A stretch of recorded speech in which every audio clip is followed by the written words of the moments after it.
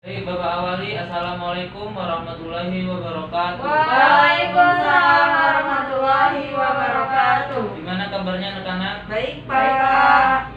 Tetap semangat ya belajar walaupun kita berada di masa pandemi. Iya, Pak.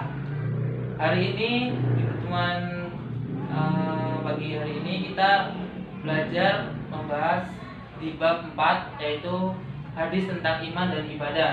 Sebelumnya ada yang sudah membaca dahulu tentang bab ini? Belum, Pak. Belum, Pak. Sudah ada yang tahu tentang hadis tentang iman dan ibadah? Belum Belum. juga. Baik, Bapak bacakan ya. Kalau belum, disimak. Iman dan ibadah adalah dua hal yang tidak dapat dipisahkan. Dua hal ini harus ada dalam diri seseorang muslim.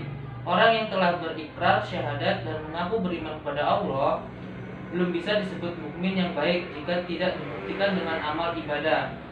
Banyak orang yang salah mendefinisikan iman, sehingga ia menyangka bahwa dirinya telah selamat dari api neraka dengan keimanan saja, tanpa mau berusaha melakukan amal ibadah yang telah Allah tetapkan.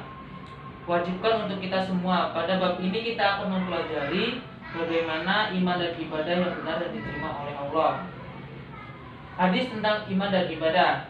Hadis tentang iman dan ibadah itu ada hadis tentang rukun iman, ada iman yang benar dan ikhlas, dan hadis tentang amal ibadah yang diterima oleh Allah Subhanahu wa taala.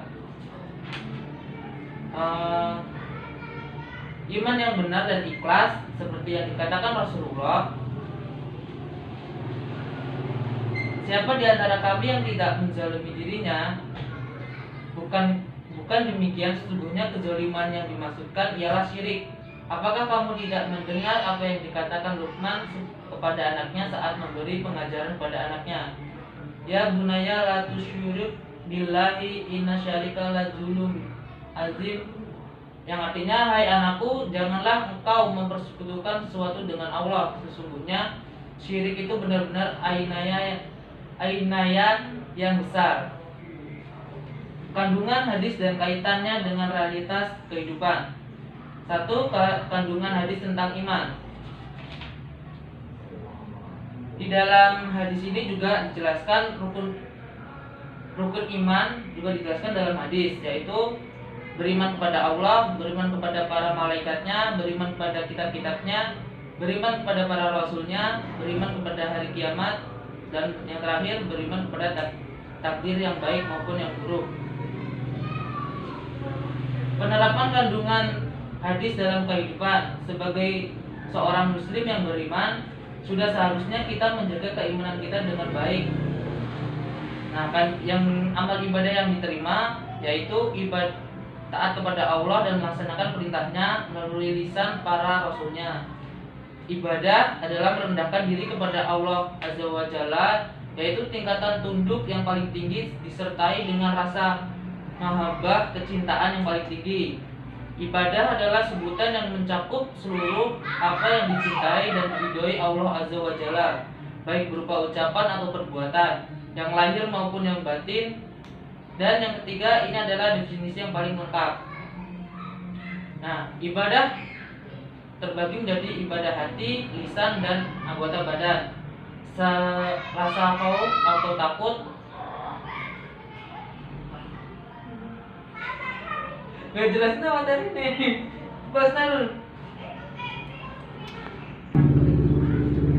Nah, selanjutnya agar dapat diterimanya ibadah kita, syarat yang harus kita lakukan dan ibadah yang benar yaitu ikhlas karena Allah semata. Jadi kita beribadah itu hanya berfokus pada Allah, tidak untuk dipamerkan atau riya bahwa kita itu sedang beribadah.